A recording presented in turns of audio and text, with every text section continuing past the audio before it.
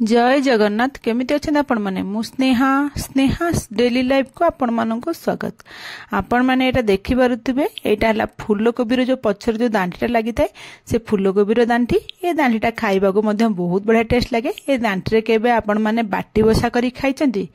ए दांठी रे बाटी बसा भी बहुत बढ़िया टेस्ट लगे। आपण माने भी फूलकोबी आणुचंती ना तो दांठी को फपाडंतु नै एबे तो फ्रेश फ्रेश फूलकोबी मिलुची शीत दिन बोली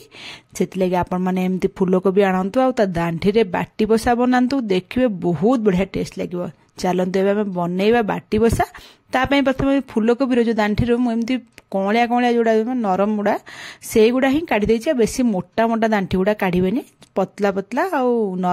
कौलिया कौलिया दांठी गुड़ा काढ़ीदेवे। आउ तादेहरे एमती दुईटा आलू आउ ए दांठी मिसेकी आम बाटी बसा करे ताको सब मिसेकी छोट छोट करी पूरा काटिदेवे। देखि पारुथिबे मु जेमि देखौछि एमती पूरा छोट छोट करी काटिदेवे पूरा टिक टिक करके जेमती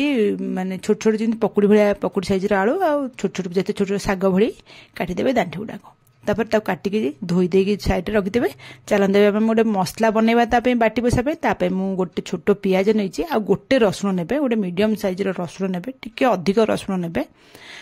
तापर धड़ा सोरिष 2 चम्मच नेबे एमती टिके मीडियम साइज रो चम्मच रे आ कला सोरिष गोटे चम्मच नेबे। जो चामच रे सोरिष नैथिले ताठुरु छोट चामच तार नहले से चामच रे आधा चामच गोटा जीरा नेबे। आउ गोटे जेमती जो चामच रे सोरिष नैथिले से चामच रे पोस्तो देबे। आ मु एठी सुखिला लंका 6-7 टी पकैछि आपण माने राग हिसाब रे पकैबे केते राग अछि आपण को लंका तापर ताको पानी देके ताको ग्राइंडिंग कर दबा पूरा पूरा चिकन करी पेस्ट कर दबा। देखि पारुथबे मु एठी पेस्ट करिके आनी के आपण मानकु देखै दउछि। देखंतु मोर मसलाटा पूरा पेस्ट हेछि। तापर मु एमती गोटे मीडियम साइज रो प्याज को स्लाइस करी काटी देइथिली आ 2-3टा कंचा लंका आ से जो हमर कोबी दांठी आ आलू को छोट छोट करी काटिथिले ना ताको धोई के रखि देइ छाणी तापरे आमे बाटी बसा बनैया पे कोन करबे ना एमती गोटे सिल्वर मु गोटे जगह नैछि एमती सिल्वर जगह रे ही बाटी बसा बनैबे देखबे बहुत बढ़िया टेस्ट लागिबो पोड़ीबनी भी तळ सेते सिल्वर जगह रे आमे जो धोई के रखितबा छोट छोट कटा आलू आ फूलकोबी दांठी को ताको देइ देबा सब जंग।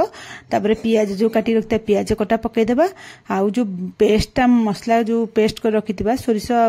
पोस्त हरिकांगर से मसलाटा को पकै देबा पकै दे लूण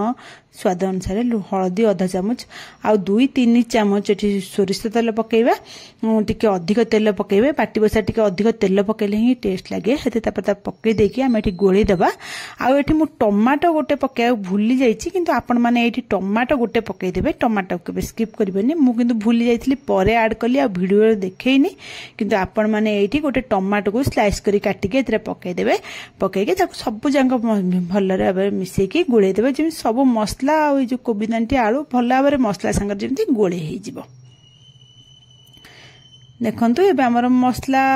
कोबी दांठी आलू सब भल भाव मिसी गला एमती पूरा भल के गोळै देबे। गोळै देला परे मु कोन करछि ना हमर जेति के ग्राइंडिंग जार रे आ जेति मसला लागिथिबो ना से मसलाटा को हमें कोन करे ना धोई के तार अल्प टिके पानी देबे जस्ट गोटे पानी देखु परथुबे केमती माने अल्प टिके जस्ट पानी ताको देके ताको धोई देबा धोई देके ए जो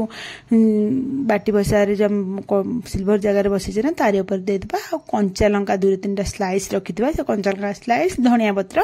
एतिके हम दे देबा ता ऊपर एमते पके देबा। तापर आमे कोन करबा ना सोरिष तेल त आमे गोळैथिले किंतु एठी मु आ गोटे चामच सोरिष तेल ता ऊपर एमते दे देबे। आ ए बाटी बसाटा खास करी सोरिष तेल रे ही करिवे बिल्कुल भी रिफाइन तेल यूज करिवेनी। सोरिष तेल रे बाटी बसाटा बहुत बढ़िया टेस्ट लागिबो। तेल आमे ता ऊपर ते गोटे चामच पके देकी ताको तापर ढांकणा गोळै देबा। तापर गैस सेठी लगे देबा गैस पूरा लो कर देबे पूरा सिम गैस रे लो गैस रे आपण माने बाटी बसार पैनटा बसई देबे ता ऊपर मुझे गोटे ओजिनिया हेमदस्तार लगे देछि आपण माने ओजिनिया जे कोनोसी जिंस थिबो एमि थोई देबे थोई देले से ता गैस बाहर को बाहरिबोनी आ भल्ल करी हमर बाटी बसाटा भल्ल करी प्रॉपर्ली हेइ जिवो हेतले मु तापर थोई देकी ताको मिनिमम 20 मिनिट पूरा छाडी देबो टोटली ढांकणा हटेबोनी 20 मिनिट पर मुझे आपण चेक करके देखौछि देखंतु हमर आ टिके जस्ट टिके पानी अछि आ मु 5 मिनिट बसई देबी आपण माने एमते 20 मिनिट पर जाई चेक करबे जदि पानी आउ थिबो ताले आ 5 मिनिट बस लो गैस रे बसई देबे जदि पानी सुखी जाइबो ताले गैस ऑफ कर देबे। तापर देखंतु मु 5 मिनिट बसई देली 5 मिनिट हैला परे मु आपण मानको एबे ढांकणा काढी के देखौछि हमर बाटी बसाटा केमिति हेइछि। एबे देखंतु मु ढांकणा काढिली आपण मानको देखौछि देखंतु हम बाटी बसाटा पूरा रेडी आ पानी भी बिल्कुल बिल्कुल भी ना ए आपण मन चामच रे भी देखे दउची काढ़ी की देखंतु हम देखिले ही जानि परथुवे बिल्कुल भी पानी नाही पानी पूरा हे जाई छी बाटी बसा भी पोड़ी भी नाही आपण माने ठीक टाइमर देखिकी देबे देले ही बाटी बसाटा परफेक्ट हबो आ प्रथमे 20 मिनिट देबे तापर 5 मिनिट थिबो 5 मिनिट देबे नहले हम बाटी बसाटा बेसी तळपट पोड़ी जिवो नहले पानी थिले भी भल लागोने बाटी बसाटा एमती सुखिला सुखिला हुए आ ए बाटी बसाटा भात रुटी आपण माने सबुतरे खाई परिबे आ आपण माने थरे ए भली बाटी बसा बनांतु खांतु देखिबे घरे समस्त को पसंद आसीबो आउ केही जानी भी पारिबेनी एटा कोबी नाडरे ही हेछि आपण माने एतले घर को फूलकोबी आणुचंती ना आउ फूलकोबी नाड़ को फोपाडंतु नाही से फूलकोबी नाडरे ए भली बाटी बसा बनांतु खांतु आजिर रेसिपीटी आपण माननकु भल लागिले मो चैनल को लाइक शेयर सब्सक्राइब निश्चय करिवे कमेंट माध्यम रे मते निश्चय जणैबे आजिर रेसिपीटी आपण माननकु केमिति लागिला आपण मानकु मोटी पाखरु भी देखै दउची देखिले ही आपण माने जानि परथुवे मसला उडा केते लागि लागि अछि आ खाइबा गो मध्यम बहुत टेस्ट रहुची पुणी आपण मानन पे नुवा रेसिपी नै आसीबे।